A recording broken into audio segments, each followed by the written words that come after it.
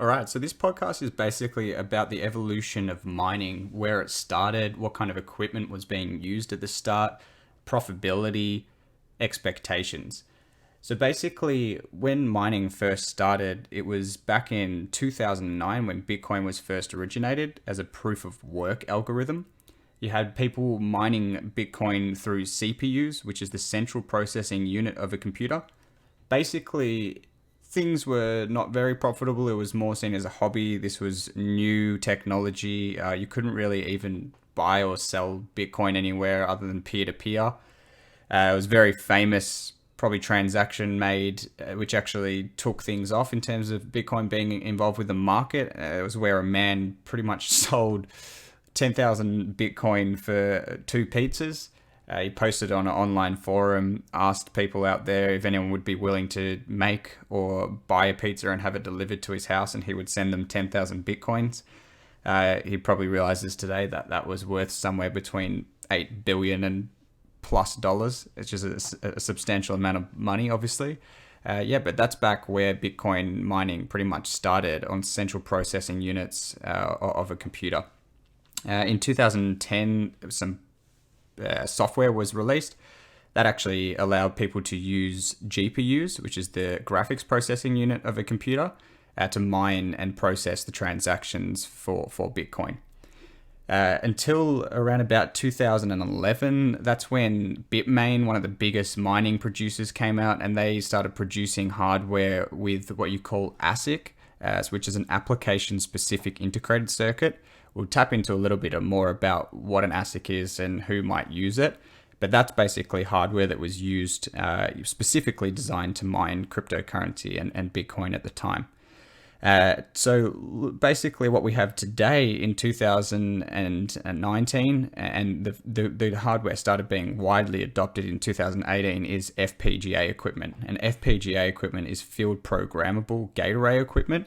And that's basically equipment which is not locked to a specific algorithm to mine. So we'll focus on what's out at the moment. So CPU and GPU mining is probably more hobby mining. Some people do still make some good money out of it if they're mining coins that they support. You know, they see a lot of potential future in that coin. There is some great opportunities to make money. Mining Store was building a lot of these GPU mining rigs in 2017, and maybe a bit in 2016 as well. And most of the coins that people were mining on there was Ethereum.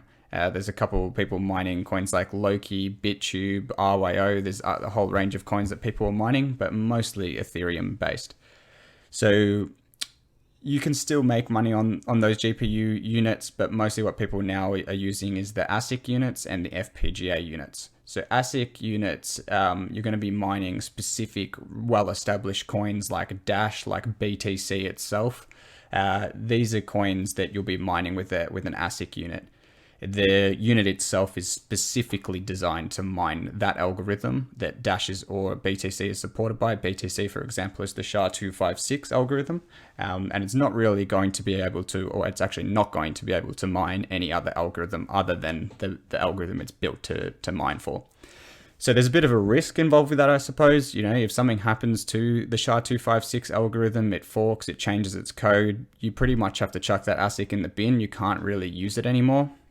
Most people would say that the chances of that algorithm forking is very, very low. It's been with SHA-256 since inception. There's a very low chance that that is going to happen, but it still does pose a risk, and it doesn't give you the ability to diversify on what coins you mine. On the other hand, you've got FPGA units. Now, FPGA units, they are actually reprogrammable. So you can go in, you can get Bitstream software, Bitstream software is essentially what allows you to mine different algorithms. At the moment, a lot of the mining store community is mining Digibyte. In the past, we were mining Verus. We've mined Mochimo coin. There's a whole range of coins that you can mine. We tend to mine the most profitable coin at the time. And for those people that don't want to mine Digibyte or they don't want to hold Digibyte, that's fine. They can actually indirectly mine any coin on the market by mining Digibyte and then selling it for, say, Bitcoin, and diversifying their portfolio that way. So that gives you a bit of an idea of where this mining industry has come from. Started off with the CPUs, went to the GPUs, ASICs came out, and then FPGAs. So now predominantly most people that are in the mining industry for a passive income, they will be mining either with an ASIC and probably mining something like Bitcoin or Dash, or an FPGA unit. And majority of the mining store community is mining Digibyte or Verus at this current point in time in 2019. So for those of you that are looking to get set up with this kind of passive income, the reasons you might get into it is you want to be able to capitalize on the cryptocurrency market, but you don't necessarily want to buy, I suppose, an intangible asset like Bitcoin, which you can't see the value in, you can't hold it. It has a lot of value in itself, and we can go into that in other podcasts. But for the moment, we'll just focus on the mining side of things. So a lot of people come to us because they want to get into the mining. They want to generate that passive income. They want to be able to mine different coins. They don't want to be locked to a specific coin. So they'll go to an FPGA. You can scale your operation. Once you've made your return on investment back on the one unit, you can buy another unit and get that return on investment back in half the amount of time, and then purchase another unit in half the amount of time, and really build out a mining farm in this way. So a lot of the clients that we have, they're in probably their 30s or 40s, and they're looking 10, 20 years in the future. And they're thinking, I don't particularly want to do my job for the rest of my life. I want to be able to set up some sort of passive income that's always generating when I'm on holidays, when I'm overseas. And also they're looking at the blockchain and cryptocurrency industry and going, geez, this is some very fast expanding technology. How can I capitalize on that? And they're finding that the best way for them to do that is to purchase this equipment and mine the cryptocurrency over time. So whilst we're on the topic, mining, it is a little bit of a long-term investment. So you don't make your money back usually between, at least 8 to 12 months. That's when you've made your money back, which isn't too bad at all. The equipment's expected to last, 3 to 5 years though. So the idea is that you make your money back as quick as you can, and then you've got that passive income generating for the next three to 5 years.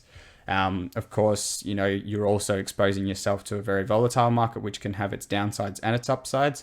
But a lot of people that are getting into mining, they're not looking to get into mining for the $10 to $15 per day their rig's making. They're looking to mine that cryptocurrency, which today is only worth $10 to $15 a day. But in the future, perhaps if Bitcoin goes from 14,000 up to 40 or $50,000, they've made a substantial return on the coin that they have mined. So $10 to $15 a day is not something to look away from. Obviously, that's great.